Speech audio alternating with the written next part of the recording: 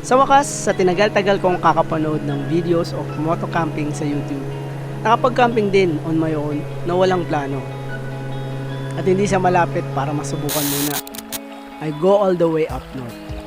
Way up north. Sa Bayan Benguet to be exact. Sa Lake Tabeo.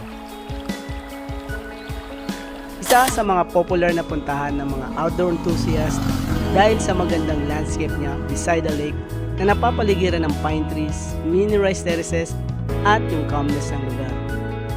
It serves as a jump off sa iba pang mga amazing spot around the area. 3 more lakes at a hike sa Mount Pulag, the highest peak in Luzon and third in the country. It's not easy getting there. Mahabang biyahe, mataas na ahon, challenging na terrain at dagdag na din ang zero visibility na nagpapatagal sa biyahe.